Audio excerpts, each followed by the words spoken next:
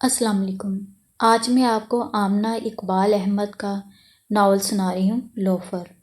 اور نئے آنے والے ریویورز سے میری گزارش ہے کہ چینل کو سبسکرائب کر لیں اور بیل نوٹیفیکیشن کو بھی آن کر لیں تاکہ آپ کو ہر نئی آنے والی ویڈیو کا نوٹیفیکیشن مل سکے۔ تو چلتے ہیں آج کے ناول کی طرف۔ ہیلو، نمبر ڈائل کر کے وہ ماؤتھ پیس میں بولا۔ فرمائیے، ایک مشتعل طنزیہ نسوانی آواز ابھری۔ میں پل بھر کو وہ بکھلا سا گیا۔ کس سے بات کرنی ہے؟ وہی آواز تھی، کرخت، غسیلی۔ اس نے بےچارگی سے ریسیور کو دیکھا۔ وہ مس فصیح احمد سے۔ Shut up! مزید مشتعل چیخ نما آواز اس کے کان کے پردے کو چیرتی چلی گئی۔ میرا نام… توہین کا شدید احساس ذہن پر لیے وہ کہنے لگا، آپ کا نام لوفر ہے، مجھے اچھی طرح معلوم ہے۔ لہجے میں شدید حقارت تھی، ساتھ ہی کھٹاک سے ساتھ ریسیور رکھنے کی آواز آئی۔ ریسیور کان سے ہٹا کر وہ چند لمحے اسے گھورتا رہا، پھر کریڈل پر ڈال کر بھاری سے قدم اٹھاتا باہر کی طرف بڑھا۔ ایک نظر کوریڈور پر ڈالی جہاں ٹیلی فون رکھا تھا۔ وہ کوریڈور کا آخری سرا تھا۔ کوریڈور کا یہ حصہ زیادہ چوڑا، بالکنی نما اور شیشوں کی بڑی اور چوڑی کھڑکیوں سے آراستہ تھا۔ اسی میں ایک طرف بہت بڑا پیانو رکھا ہوا تھا۔ اس کے عین سامنے بیٹھنے کے لیے چھوٹی چمڑے کی گدے دار میز تھی۔ طویل و عریض کوریڈور میں قیمتی قالین بچھے تھے۔ اس میں کھلنے والے کمروں کے دروازے پرانی طرز کی صنائی کا نمونہ تھے۔ دروازوں پر بھاری قیمتی پردے لٹک رہے تھے۔ جا بجا خوبصورت سٹینڈوں میں پیتل کے بڑے بڑے منقش گلدان رکھے ہوئے تھے۔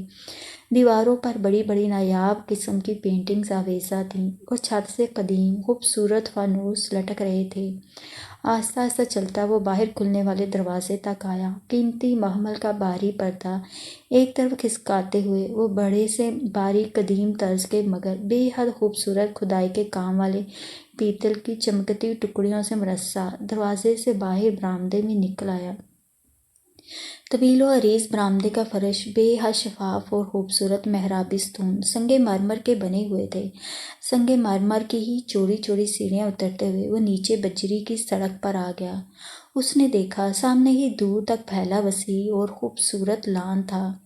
اس نے اپنی دائیں طرف دیکھا۔ بجری کی سڑک اس کے قدموں تلے سے ہو کر کارپورٹ میں سے گزرتی، مرمری ستونوں والے برآمدے کے آگے سے ہوتی، دور تک چلتی، دائیں طرف مڑ کر پہاڑی کے دامن اور وسیع لان کے کنارے کے ساتھ ساتھ جاتی، دور بہت بڑے اونچے آہنی گیٹ میں ختم ہوتی تھی۔ سفید سنگ مرمر کی خوبصورت دو رویہ عمارت مہمان خانہ تھی۔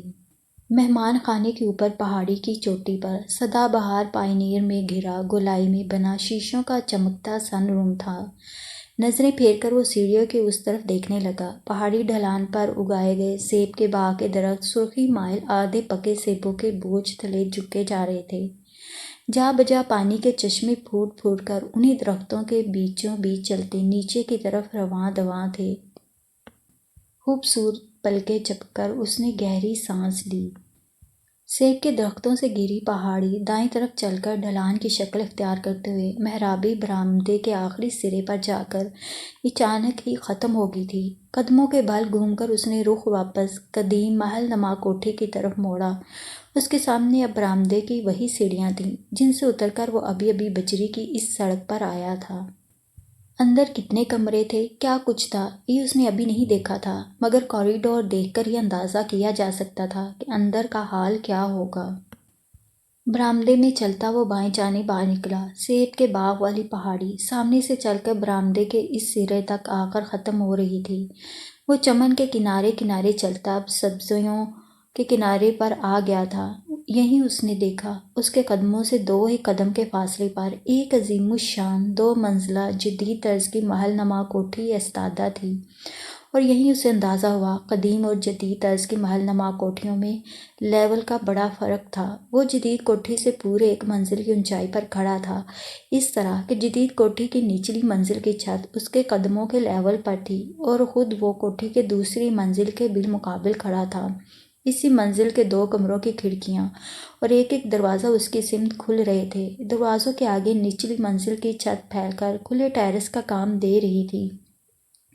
وہیں جدید طرز کی لوہے کی تار کی سفید 2 سبک کرسیاں اور درمیان میں کرسیوں کے ساتھ کی گول نازک سی شیشے کی میز رکھی تھی۔ میز پر شیشے کے خوشنما گول برتن میں کچھ پھل، پلیٹ اور چھری بھی رکھے ہوئے تھے۔ پلیٹ میں کچھ چھلکے بھی تھے، جیسے ابھی ابھی کوئی پھل سے شغل کرنے کے بعد اٹھ کر اندر گیا ہو۔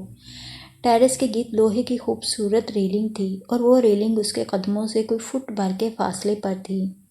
ریلنگ کے دائیں کونے سے چپس کی خوبصورت سیڑھیاں نیچے اترتی تھیں۔ وہ قدیم کوٹھی کی سبزیوں کی کھیتی کے کنارے کنارے اور جدید کوٹھی کے ریلنگ کے ساتھ ساتھ چلتا آگے بڑھنے لگا۔ قدیم کوٹھی واقعی بہت اونچائی پر واقع تھی۔ جدید کوٹھی کے ریلنگ سے سیڑھیاں نیچے گئی تھیں۔ وہ کافی نیچے بہتی شوریدہ سر ندی میں بنے سنگ مرمر کے ایک چوڑے چبوترے تک پہنچ کر ختم ہوتی تھیں۔ وہ چند قدم آگے چلایا اور اب اس کے قدم انہی سیڑھیوں پر تھے۔ لگتا تھا سیڑھیاں اور چبوترا قدیم کوٹھی کے ساتھ بنے تھے۔ بعد میں چپس کی یہ سیڑھیاں بنا کر اسے جدید طرز والی کوٹھی سے ملا دیا گیا تھا۔ آہستہ آہستہ اترتا وہ چبوترے پر پہنچ گیا۔ نیچے شوریدہ سر پانی کا زبردست شور تھا۔ اس نے اوپر نگاہ کی۔ ادھ کھلے باداموں کے پوست نظر آ رہے تھے اور بادام کے باغ کی پہاڑی کے اختتام اور سرمئی پہاڑ کے آغاز کے درمیان سے ندی آبشار بن بن کر نیچے گر رہی تھی۔ اس نے آسمان پر نظر ڈالی۔ پل میں ہی گہرے سیاہ بادلوں نے ہر سو ہلہ بول دیا تھا۔ نیچے تا حد نظر پانی، اوپر تا حد نگاہ سیاہ بادل۔ گرم سوٹ پہننے کے باوجود اسے جھرجھری سی آ گئی۔ جولائی اگست اور اس قدر ٹھنڈ! کل تک وہ پشاور میں تھا، باوجود ایئر کنڈیشن کمروں کے مارے گرمی کے اس کا دم گھٹتا جا رہا تھا، اور آج یہاں موسم کا اس قدر تضاد! وہ قدرت کی رنگینی طبع پر دھیرے سے مسکرا دیا۔ کوٹ کی جیبوں میں ہاتھ ڈالے وہ مڑ کر قدیم کوٹھی کو دیکھنے لگا، جسے دائیں بائیں سے پہاڑیاں اپنے گھیرے میں لیے ہوئی تھیں، جو سامنے سے پتھر کی فسیل نما دیوار اور آہنی مضبوط گیٹ سے محفوظ کی گئی تھی، اور جو پیچھے سے شوریدہ سر ندی میں جا کھلتی تھی۔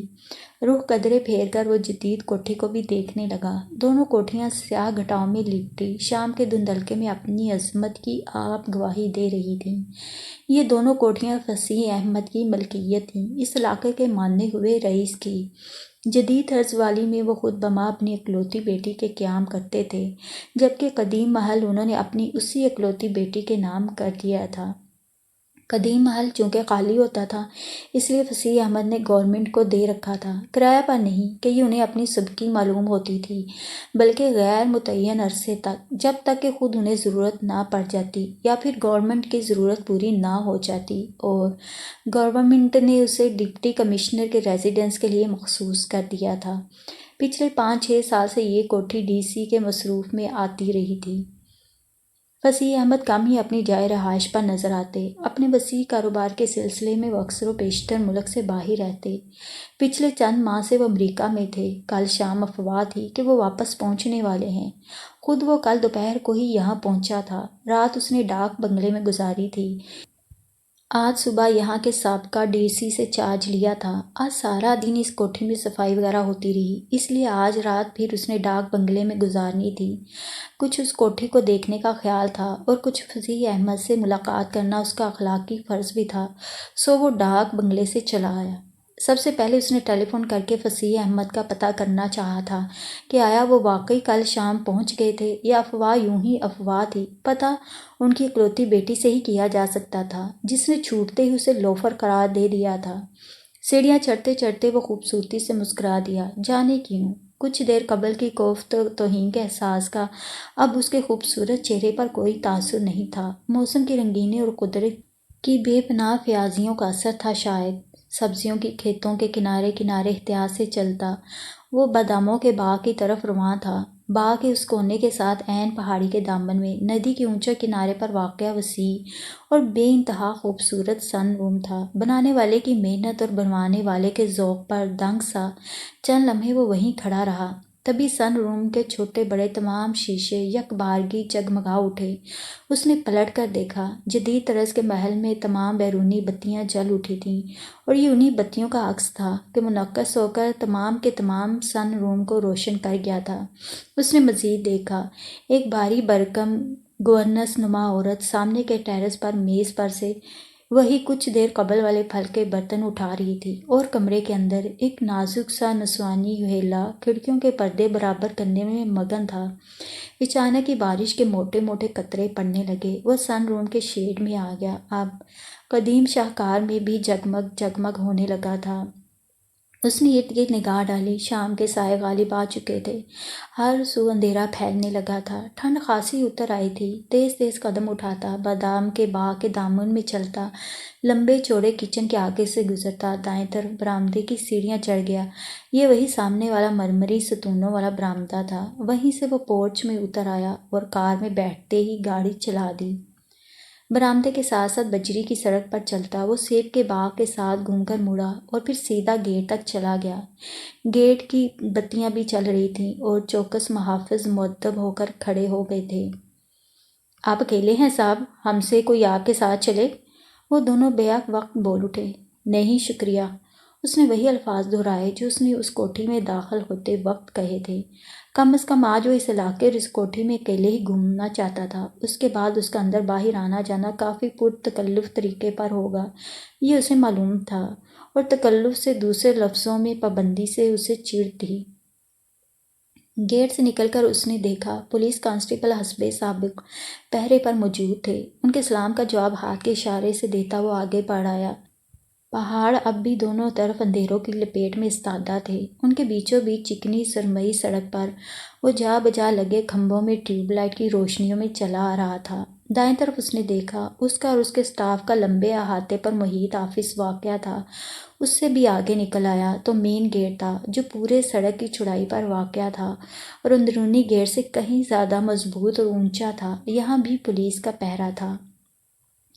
گیٹ سے باہر نکل کر وہ پہاڑی سڑک کی گلائیاں عبور کرتا نیچے بازار میں اتر آیا، پھر قدرے سیدھی سڑک پر ڈرائیو کرتا دائیں طرف کچی سڑک پر ہو لیا۔ یہاں بھی اسے نسبتاً اوپر جانا پڑا کہ ڈاک بنگلہ بھی اونچائی پر واقع تھا۔ یار کھانا منگواؤ؟ اسے اندر داخل ہوتے دیکھتے ہی نعیم لحاف سے تھوڑا سا سر باہر نکال کر بولا، ایک ایک پل گنتے رہے ہو میرے انتظار میں؟ وہ کوٹ اتار کر ہینگر میں لٹکاتے ہوئے بولا، تمہارے انتظار میں نہیں، کھانے کے انتظار میں نہیں۔ وہ ابھی بھی لحاف کا ذرا سا کونا سرکائے اسے دیکھ رہا تھا۔ وہی تو کہہ رہا ہوں، کھانے کے انتظار میں پل پل گن رہے تھے۔ مجھے غریب کا کون انتظار کرتا ہے؟ وارڈروب میں سے نائٹ سوٹ نکال کر اس نے دروازہ بند کر لیا۔ میرا کہنا مان لیا ہوتا تو آج تمہارا بھی کوئی انتظار کر رہا ہوتا۔ وہ ہمیشہ اسے کسی نہ کسی لڑکی کو چانس دینے کا مشورہ دیا کرتا تھا۔ اب بھی وقت ہے ویسے؟ اس نے لحاف ایک طرف پھینکا اور اٹھ کر خود ہی کال سل پر ہاتھ رکھ دیا، اور کامران کو اچانک ہی جیسے یاد آیا، میں اپنا ریزیڈنس دیکھنے گیا تھا۔ کپڑے بازو پر لٹکائے وہ جیسے کچھ سوچتے ہوئے بولا، ماشاءاللہ۔ نعیم واپس بستر میں گھس کر گویا ہوا، جاتے ہی میں نے ٹیلی فون کیا۔ سبحان اللہ، سنو تو۔ وہ جھنجھلا سا اٹھا، سن رہا ہوں۔ وہ واقعی سننے لگا۔ خاک سن رہے ہو؟ وہ ڈریسنگ روم کی طرف جانے لگا۔ بھئی سن رہا ہوں نا، تم اپنا ریزیڈنس دیکھنے گئے تھے۔ اس نے بستر سے نکلتے ہوئے لپک کر اسے جا لیا۔ اور بھی کچھ کہا تھا؟ وہ پھر وہیں کھڑا ہو گیا۔ وہ نہیں سنا، پھر کہہ دو۔ اب کہ اس کے قریب کامران والے بستر میں گھس گیا، ریزیڈنس بہت خوبصورت ہے۔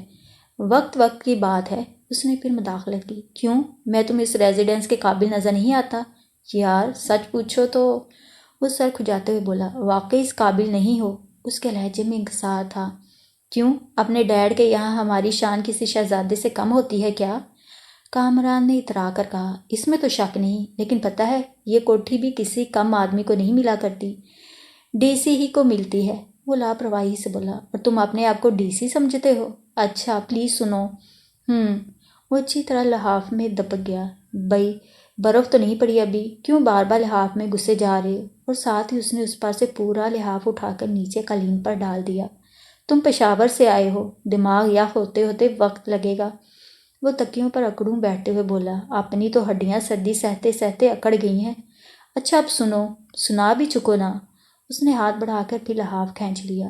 جاتے ہی کوٹھی کے اندر گیا تاکہ مسٹر فصیح احمد کا پتہ کر لوں کہ آیا کل شام وہ افواہ کے مطابق واقعی پہنچ گئے تھے، اور اگر وہ موجود ہوں گھر پر تو ان سے ملاقات کی جائے۔ پھر میں نے ان کی بیٹی سے دریافت کرنا چاہا۔ دت تیرے کی۔ وہ یکدم ہی سیدھا ہو بیٹھا، نوکر وغیرہ کیا سب مر گئے تھے ان کے؟ کیوں؟ بیٹی سے پوچھنا کیا جرم تھا؟ پھر بیٹی سے بہتر ان کا پروگرام کون جان سکتا تھا؟ اچھا پھر؟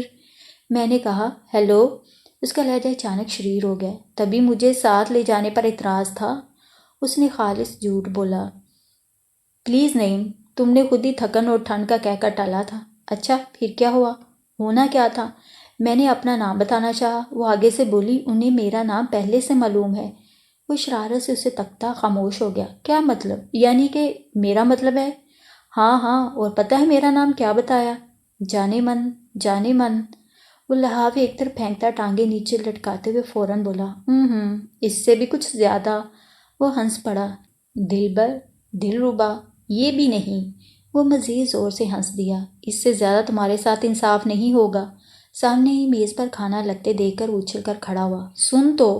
کامران نے اپنا پاؤں اس کے پاؤں میں اڑا دیا اور وہ اندھے منہ قالین پر جا گرا۔ بدمعاش کہیں کے۔ سیدھا ہوتے ہوئے اس نے اس کے بازو میں لٹکے کپڑے بستر پر پھینکے اور اسے ہاتھ سے پکڑے پکڑے کھانے کمرے میں چل دیا۔ وہ مارا۔ کامران زور سے بولا۔ کیا ہوا؟ آج میری عزت افزائی پر عزت افزائی ہو رہی ہے۔ ظاہر ہے ڈی سی کی پوسٹ پر آئے ہو۔ وہ کرسی کھینچ کر بیٹھتے ہوئے بولا۔ اور پذیرائی کس طرح ہوئی ہے پتہ ہے؟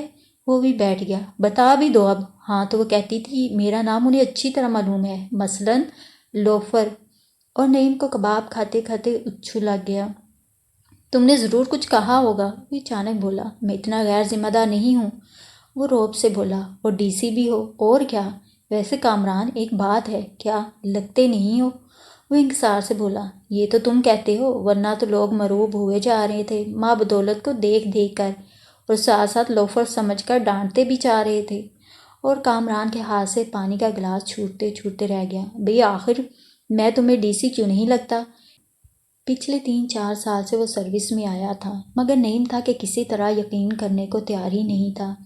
اس لیے کہ 3 سال بی اے میں فیل ہو جاتے تو بھی یہی سوٹ تمہیں آنٹی انکل پہننے کو دیتے، تب بھی تم یہی چیز لگتے اور آج سے بہتر لوفر کہلا سکتے تھے۔ وہ گلاس میں پانی ڈال کر منہ سے لگاتے ہوئے سنجیدگی سے بولا۔ وہ اور نعیم خالہ زاد بھائی تھے، دونوں تقریباً ہم عمر بھی تھے، گہرے دوست بھی اور کلاس فیلوز بھی رہ چکے تھے، مگر بقول نعیم پہلے اسے اسکول سے پیار تھا، نکل آنے کو دل نہ کرتا تھا، سو اور اسٹوڈنٹ سے 1 سال بعد ہی نکلا۔ پھر کالج سے اس قدر عشق ہو گیا کہ 3 سال ایف اے میں اور بی اے 2 سال کے بجائے 3 سال میں کلیئر کیا، اور اب ایم اے میں بھی تیسرا سال تھا۔ دل اس کا ہنوز ان طلسماتی فضاؤں میں رہنے کو مچل رہا تھا۔ پچھلے 3 سال سے وہ یہاں کی یونیورسٹی میں ہاسٹل میں مقیم تھا۔ 2 بہنوں کا ایک ہی بھائی تھا، باپ کا وسیع کاروبار تھا، دن دولت کی کمی نہ تھی، عیش و عشرت میں وقت گزار رہا تھا۔ پاس ہو کر نکلتا تو جانے عملی زندگی میں کتنی مشکلات کا سامنا کرنا پڑتا۔ بس کانوں پر ہاتھ دھر کر آنکھیں بند کیے مگن تھا۔ کامران کی چھوٹی بہن بچپن سے اس کے نام تھی۔ اس بار ماں باپ کو یقین کامل تھا کہ وہ پاس ہوگا اور وہ بھی اس کے سر پر سہرا باندھ کر اپنے ارمان پورے کر سکیں گے۔ بہنیں تو دونوں اپنے گھر بار کی ہو چکی تھیں، اکلوتا نعیم ابھی باقی تھا، اور کتنی چاہتوں سے وہ اپنی بانجی کو لانے کے خواب دیکھ رہی تھیں۔ کامران کے والد پچھلے سال ہی چیف انجینئر ریٹائر ہوئے تھے۔ آبائی اجداد کی کوئی کمی نہ تھی، اس لیے آج کل گھر پر ہی رہ کر پچھلے کئی سالوں کی تھکن اتار رہے تھے۔ کامران بھی اکلوتا تھا۔ 2 بڑی بہنیں تھیں، ان کی شادیاں ہو چکی تھیں، بچوں والی تھیں اب۔ ایک بہن چھوٹی تھی، بی اے میں پڑھ رہی تھی اور نعیم کے پاس ہونے کی منتظر تھی۔ کامران اور نعیم اکٹھے ہی ایچ کالج میں پڑھے تھے، جہاں نعیم کو اسکول اور کالج سے اتنا انس تھا کہ پاس ہونا چھوڑ دیا تھا۔ وہاں کامران ڈبل پروموشن کے علاوہ ہمیشہ ہر کلاس میں فرسٹ ڈویژن لیتا رہا۔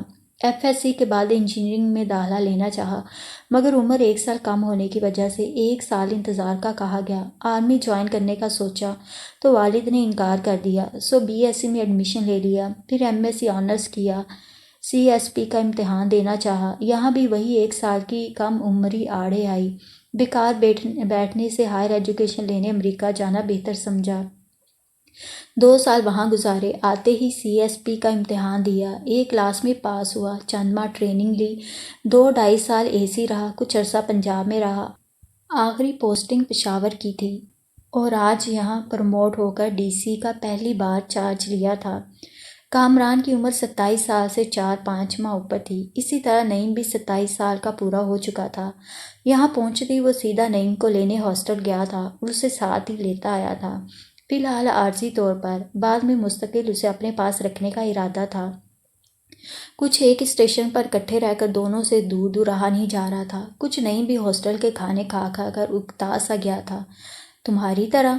اور کیا، تم سے بہتر سوٹ میں نے ابھی بھی تبدیل کیا ہے، تم سے زیادہ سمارٹ میں اب بھی لگ رہا ہوں۔ یہ اور بات ہے کہ کسی نے لوفر نہیں کہا اب تک۔ بالکل بالکل، کل آتے وقت سمینا بھی کہتی تھی بھائی جان وہاں ہوں گے تو شاید وہ بھی اپنی آوارگی ختم کر کے پڑھنے میں دل لگا لیں۔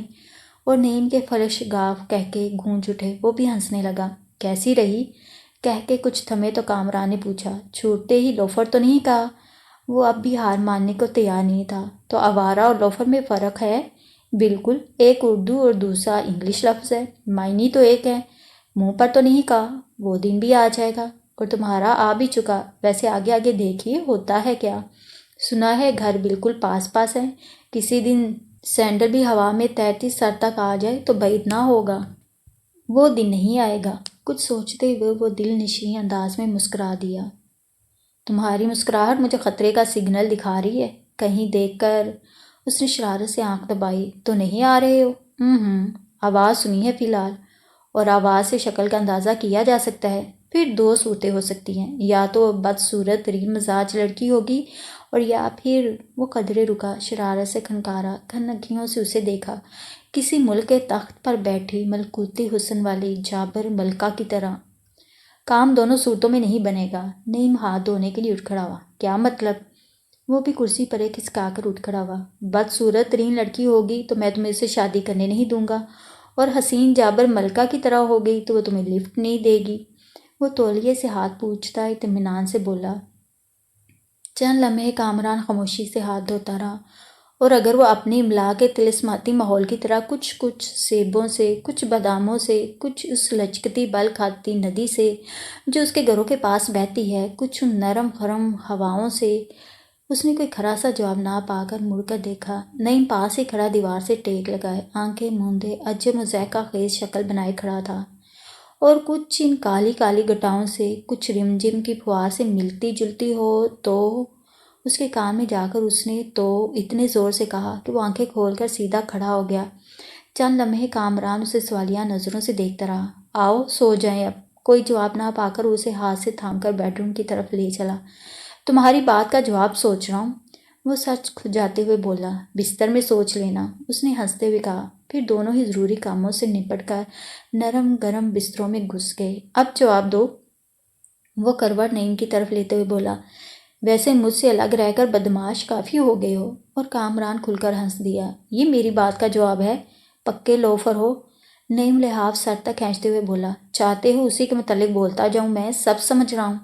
لاجواب ہو گئے نا؟ وہ بھی لحاف کندھوں تک لیتے ہوئے سیدھا لیٹ گیا۔ غیر کی بہو بیٹے کے متعلق ایسا سوچنا کہاں کی شرافت ہے؟ نعیم ہاتھ بڑھا کر لیمپ آف کرتے ہوئے سنجیدگی سے بولا، اور کامران مزید ہنس دیا۔ وہ کسی کی بہو نہیں ہے، بیٹی تو ہے، دیکھا جائے گا۔ وہ اب بھی ہنس رہا تھا، ہنسی بھی لوفروں والی ہے۔ وہ بڑبڑایا۔ آج لوفر کی گردان کیوں کیے جا رہے ہو؟ کامران سمجھ رہا تھا وہ کیوں بات بات پر اسے لوفر کہا جا رہا تھا۔ ہو ہی لوفر، وہ اطمینان سے کہتا گویا سو گیا۔ میں بھی سمجھ لوں گا اسے، وہ جیسے خود سے بولا۔ کسے؟ نعیم نے یکدم ہی سر لحاف سے باہر نکال لیا۔ اس سے، وہ بھی ہنستے ہوئے اسی انداز میں بولا۔ اس لڑکی کو؟ وہ قدرے حیرت سے پوچھنے لگا۔ ہاں اس لڑکی کو، اس نے اطمینان سے کہا، اور کروٹ دوسری طرف پھیر لی۔ آج اسے یہاں شفٹ ہوئے دوسرا دن تھا، ساتھ ہی وہ نعیم کا بھی بوریا بستر ہاسٹل سے اٹھوا لایا تھا۔ اب وہ یہیں سے یونیورسٹی جاتا آتا تھا، اور کامران خوش تھا بہت۔ اسے اچھا سٹاف ملا تھا، قدردان لوگ ملے تھے، سحر آفرین ماحول ملا تھا۔ عرصہ بعد نعیم کی سنگت میسر آئی تھی، اور عرصہ بعد ان کے قہقہے اکٹھے گونجے تھے۔ کوٹھی میں 7 بیڈ روم تھے، ہر ایک کے ساتھ ڈریسنگ روم اور لمبے چوڑے باتھ روم تھے۔ ہر بیڈ روم بہت کشادہ تھا، ہر ایک میں بیش قیمت قالین بچھے ہوئے تھے۔ ہر کمرہ قدیم طرز کے نایاب فرنیچر سے آراستہ تھا۔ ہر کھڑکی اور دروازے پر قیمتی اور بھاری پردے آویزاں تھے۔ بہت قیمتی اور بھاری طرز کی مصحریاں نرم فوم سے ڈھکی موجود تھیں۔ بیڈ سائڈ ٹیبل پر لیمپ رکھا ہوا تھا۔ ہر ڈریسنگ روم میں قدیم طرز کے چوڑے اور قیمتی شیشے والی ڈریسنگ ٹیبل موجود تھی۔ بڑے بڑے وارڈروب تھے، اور باتھ رومز میں بھی ہر قسم کی آسائشیں مہیا تھیں۔ اس کا بیڈ روم بھی باقی بیڈ رومز کی طرح کشادہ تھا، مگر قدرے الگ تھلگ اور رخ اندرونی چمن کی طرف تھا۔ فرش پر بچھا قالین بے حد قیمتی اور گداز تھا۔ کھڑکیوں اور دروازوں پر پڑے پردے بھاری اور بے حد قیمتی تھے۔ دوسرے بیڈ رومز کے برعکس اس بیڈ رومز کا سارا فرنیچر جدید ترین فیشن کا تھا۔ لمبی چوڑی کھڑکی کے پاس ہی اس کا چوڑا خوبصورت اور نرم فوم کا بیڈ تھا۔ بستر پر سفید چادر تھی، پروں والے سفید نرم نرم تکیے تھے اور بہت ہی نرم و گرم 2 کمبل تھے۔ کمبلوں کے نیچے سفید چادر لگی تھی اور پورا بستر بہت ہی قیمتی چیک بیڈ کور سے ڈھکا ہوا تھا۔ دونوں طرف بہت نفیس بیڈ سائڈ ٹیبل تھے، جن میں سے ایک پر اس کا قیمتی ٹرانزسٹر سیٹ لیمپ اور دوسرے پر ٹیلی فون رکھا ہوا تھا۔ بیڈ والی کھڑکی سے سیب کے باغ کا کچھ حصہ اور کچھ جدید کوٹھی کا پورشن نظر آتا تھا۔ کمرے کے ایک کونے میں چوڑی سی رائٹنگ ٹیبل اور اس کے آگے گھومنے والی کرسی رکھی تھی۔ دوسری سمت کھڑکی کے پاس قیمتی فوم کا لمبا چوڑا صوفہ سیٹ اور اس کے آگے میز رکھی ہوئی تھی۔ ڈریسنگ روم میں جدید طرز کی قیمتی مردانہ ڈریسنگ ٹیبل تھی، بڑا سا وارڈروب تھا۔ کھڑکی یہاں بھی چوڑی تھی اور جدید کوٹھی کے عین سامنے کھلتی تھی۔ کوٹھی اس کے لیے بہت بڑی اور وہ بالکل تنہا تھا۔ اچھا تھا نعیم بھی ادھر شفٹ ہو گیا تھا، ورنہ بور ہی ہوتا بیٹھے بیٹھے۔ 3:45 ہو رہے ہیں اور ٹھیک 4 بجے تم نے کہا تھا چائے پر پہنچنا ہے۔ نعیم اس کے بیڈ روم میں آتے ہوئے بلا تمہید بولا۔ یار تھک گیا ہوں باہر سے کھا کھا کر۔ وہ تھکا تھکا سا بستر سے اٹھ کھڑا ہوا۔ واقعی جب سے آیا تھا دونوں وقت کا کھانا اور چائے باہر ہی ہوتے تھے، کبھی سرکاری لوگ اور کبھی غیر سرکاری۔ رات کا کھانا تو گھر پر ہی آ رہا ہے، باہر نہیں جانا پڑے گا، نعیم نے اس کا رخ ڈریسنگ روم کی طرف کرتے ہوئے کہا۔ رات کا کھانا فصیح احمد کے گھر سے آ رہا تھا۔ فصیح احمد موجود ہوتے تھے تو نہایت پرتکلف طریقے پر ڈی سیز کو اپنے یہاں بلایا کرتے تھے، کبھی خود موجود نہ ہوتے تو اس طرح ہوتا، کھانا ان کے گھر سے ضرور پہنچتا۔ تم ہی کھانا وہ ڈریسنگ روم سے بولا۔ تمہاری تو اندیکھی دشمنی ہے۔ اندیکھی نہیں، دیکھی دشمنی ہے، کپڑے بدلتے بدلتے اس نے جواب دیا۔ وہ کیسے؟ اس کا سایہ دیکھا تھا پردے برابر کرتے ہوئے۔ خاصے نظر باز ہو، تم سے کم ہوں، میں نے کیا کیا ہے؟ للچاتے تو رہتے ہو نا، بدمعاش، نعیم ہنستے ہوئے بولا۔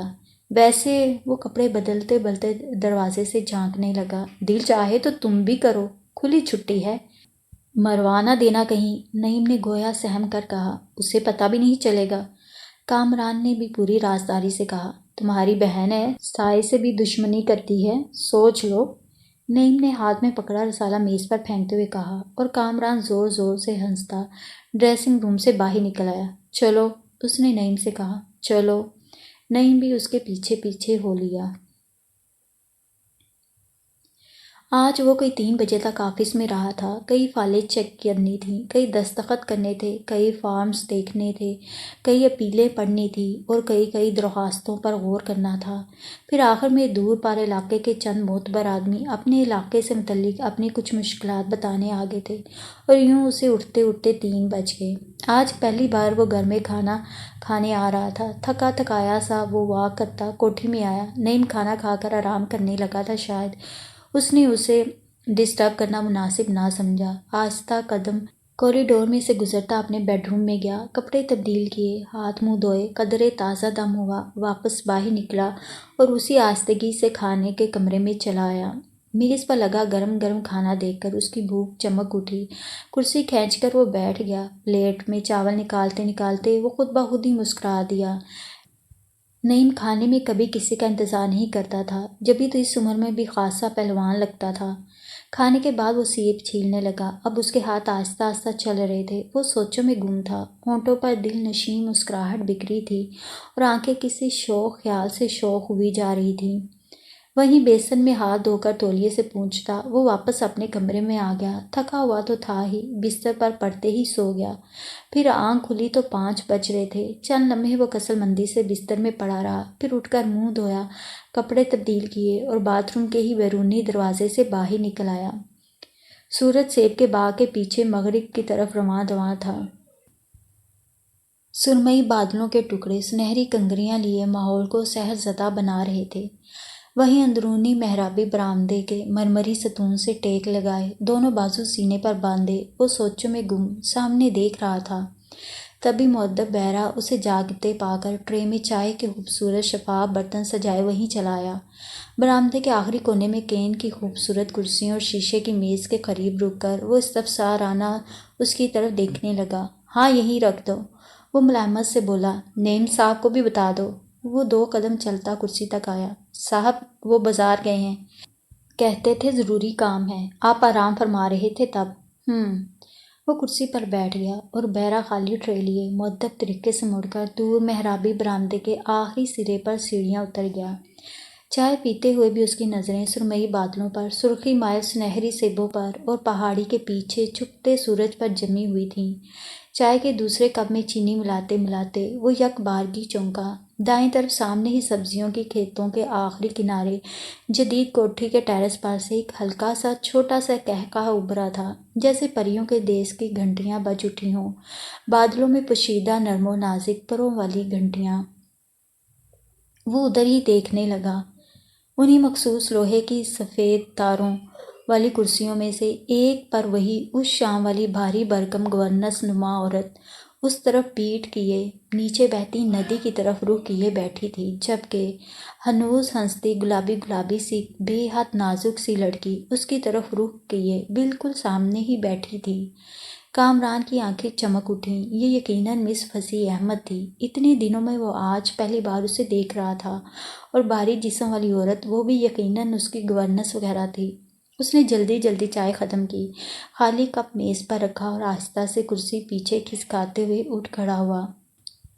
برآمدے کے آخری کونے کی سیڑھیاں اترتا، وہ لان کے کنارے چلتا، سبزیوں کے کنارے آ گیا۔ اب وہ ان کے ٹیرس سے صرف چند گز کے فاصلے پر تھا۔ ایک لمحہ کو وہ جھجک سا گیا۔ ٹیرس کے اتنے قریب جانا اسے بعیداز اخلاق معلوم ہوا، لیکن پھر اس کی خوبصورت آنکھوں میں شوخی اتر آئی، لب شرارت سے پھڑ پھڑا اٹھے اور قدم دوبارہ آہستہ آہستہ ٹیرس کے قریب تر جانے لگے۔ Hello aunty! وہاں پہنچتے ہی اس نے بھاری جسم والی عورت کو نہایت معصومیت سے مخاطب کیا۔ جیتے رہو بیٹے۔ گورنس نظر کا چشمہ اس پر فوکس کرتے ہوئے جیسے اس تخاطب سے کھل ہی تو اٹھی۔ مزاج کیسے ہیں؟ وہ ایک چٹتی نظر کانچ ایسے بدن والی مس فصیح احمد پر ڈالتے ہوئے پھر بولے۔ سر سے لے کر پاؤں تک اسے گھورا، لمبا قد، چوڑے شانے، بچی شکل و صورت، بلا شبہ وہ مردانہ وجاہت کا شاہکار تھا۔ نام کیا ہے بیٹے؟ جی وہ نہیں، پڑھتے ہوگے، کیا پڑھ چکے ہو؟ گورنس کو پاس بیٹھی لڑکی کی کوفت کا کوئی اندازہ نہ تھا۔ وہ تو آج ہی اس کا پورا انٹرویو لینے پر تلی نظر آ رہی تھی، اور کامران اس کا تو گویا دلی مقصد حل ہو رہا تھا۔ ایک پل کو سوچ میں پڑ گیا۔ جی پڑھ رہا ہوں ابھی، وہ مزید معصومیت سے بولا۔ کون سی کلاس میں پڑھتے ہو؟ جی BA میں، وہ انکساری سے بولا۔ BA میں؟ وہ شاید ٹھیک سے سن نہ پائی تھی۔ جی دراصل، اس نے پھر ایک نظر لڑکی کی متحیرانہ آنکھوں میں دیکھا، میں فیل ہو گیا تھا۔ وہ سبزی کے گرد لگی باڑ کی پتیاں نوچتے ہوئے بولا۔ ملک سے باہر سیر کے لیے گیا تھا، واپس آیا، امتحان میں دن تھوڑے تھے، بس فیل ہو گیا۔ گورنس کی نظریں بچا بچا کر مس فصیح احمد کی طرف دیکھتے ہوئے اس کی سرپٹاہٹ سے دل ہی دل میں محفوظ ہوتا وہ بتاتا گیا۔ کوئی بات نہیں بیٹے، اس دفعہ پاس ہو جاؤ گے، ہمت نہیں ہارنا چاہیے۔ جی بجا فرمایا، ہمت نہیں ہارنا چاہیے، وہ مزید انکساری سے بولا۔ کتنے بہن بھائی ہو بیٹے؟ 2 بہنیں بڑی ہیں، ایک مجھ سے چھوٹی ہے، گھر بار والی ہوں گی؟ جی 2 کی شادیاں ہو چکی ہیں، اور تم؟ جانے وہ کیا پوچھنا چاہتی تھی۔ جی میں ابھی غیر شادی شدہ ہوں۔ اس نے عجیب سی نظروں سے لڑکی کی آنکھوں میں دیکھا، جسے برداشت نہ کرتے ہوئے وہ کرسی پر سے اٹھ کر اندر کمرے میں چلی گئی، اور کامران کا جی چاہا اتنے قہقہے لگائے، اتنے قہقہے کہ دونوں کوٹھیاں تو کیا، پہاڑ اور آسمان بھی گونج اٹھے۔ بڑی آئی تھی لوفر کہنے والی، اس کے کسی خفیہ جذبے کی تسکین کی جیسے ابتدا ہوئی تھی۔ بیگم صاحب بھی آئی ہیں؟ گورنس نے مزید پوچھا۔ امی چند ماہ بعد آئیں گی، فی الحال صرف میں آیا ہوں، وہ پہلی بار سنجیدگی سے بولا۔ ماشاءاللہ ماشاءاللہ، گورنس بھی گویا ہوئی، جانے کیوں وہ اس کی شخصیت سے مرعوب ہوئی جا رہی تھیں۔ پھر اب اجازت دیں، وہ اب پھر بردبار لگ رہا تھا۔ اللہ عمر دراز کرے، ماں کا کلیجہ ٹھنڈا رہے۔ اس نے جو اتنی عزت کے ساتھ گفتگو کی تھی ان کے ساتھ، قدم آگے کی طرف بڑھاتا، دھیرے دھیرے چلتا، وہ اپنی سیڑھیاں اتر کر نیچے ندی میں اترنے لگا۔ اتنے لمبے چوڑے ثقیل سے نام کے برعکس اس نے غیر معمولی نزاکت پائی تھی۔ وہ بے پناہ خوبصورت تھی، کانچ ایسا نازک مرمری جسم، گلابی شفاف رنگت، شربتی آنکھیں، لمبے سنہری بال، بے حد خوبصورت نقوش اور غضب کا متناسب جسم تھا۔ 18-19 عمر ہوگی، مگر چہرے پر اس قدر معصومیت تھی کہ مشکل سے 15-16 سال کی لگتی تھی۔ اس قدر نازک تھی، اس قدر شفاف کہ اسے دیکھتے ہی جانے کیوں اچانک ہی اس کے ذہن میں آیا تھا وہ اسے 2 انگلیوں میں اٹھا سکتا تھا، مگر ساتھ ہی یہ بھی کہ ہاتھ لگنے سے واقعی اس کے میلے ہو جانے کا امکان تھا۔ ٹیلی فون پر اس کے غیظ و غضب کے برعکس اس کی نظریں کبھی حیا سے جھک جاتیں، کبھی ناراض سی نظر آنے لگتیں، پھر کبھی سہمی سی اور کبھی شاید مشتعل سی لگنے لگتی تھیں۔ وہ واقعی اس کے خیال کی طرح تھی، ایک مفروضہ خیال جو حقیقت کا روپ دھار گیا تھا۔ دور پانیوں پر نظریں جمائے وہ اسی کے متعلق سوچ رہا تھا، اور پھر اچانک ہی وہ زور سے ہنس دیا، پھر ہنستا ہی چلا گیا۔ ابھی تھوڑی دیر قبل اس نے کیسی زبردست ایکٹنگ کی تھی، کیسی اوٹ پٹانگ ہانک کر آیا تھا، اور کیسے اسے سچ مچ کا لوفر سمجھ کر اٹھ کر اندر چل دی تھی۔ اس نے بھی تو حد کر دی تھی، جب بھی اس کی طرف دیکھا تھا خالص گنڈوں والی نظروں سے دیکھا تھا۔ آپ کا نام لوفر ہے، مجھے اچھی طرح معلوم ہے۔ آپ کا نام لوفر ہے، مجھے اچھی طرح معلوم ہے۔ اس کی آواز کی باز گشت اس کے کانوں میں آئی۔ بہت اچھا کیا تھا اس نے بھی۔ وہ اپنے کیے پر ذرا بھی پشیمان ہوئے بغیر واپس اوپر آ گیا، مگر اب اس کے سن روم کی طرف بادام کے باغ کے ساتھ چلتا، کچن کے آگے سے گزرتا وہ بائیں طرف سلیٹ نما پتھروں والی سیڑھیوں پر اوپر چڑھنے لگا۔ آخری ٹیرس پر پہنچ کر وہ سنگ مرمر کی کرسی پر بیٹھ گیا۔ یہاں سے وہ تمام اطراف دیکھ سکتا تھا، وہ بل کھاتی سڑک بھی جس پر ابھی نعیم نے واپس آنا تھا، اور وہ شدت سے نعیم کا منتظر تھا۔ آج کی اپنی آوارہ گردی، بلکہ بقول کسی کے اپنی لوفری کی اسے رپورٹ دینا تھی، اپنے انٹرویو کا حال سنانا تھا جس کے لیے اس نے کوئی تیاری نہیں کی تھی، اور جس میں پھر بھی کامیابی کی منزل اسے سامنے نظر آ رہی تھی۔ ڈی سی صاحب کے فرزند ہوں گے آپ؟ اسے اچانک یاد آیا، اور پھر قریبی میز پر سر ٹیک کر وہ بے اختیار ہنس دیا۔ گورنر نے اس کی سوچوں کو ایک نئی راہ دکھائی تھی۔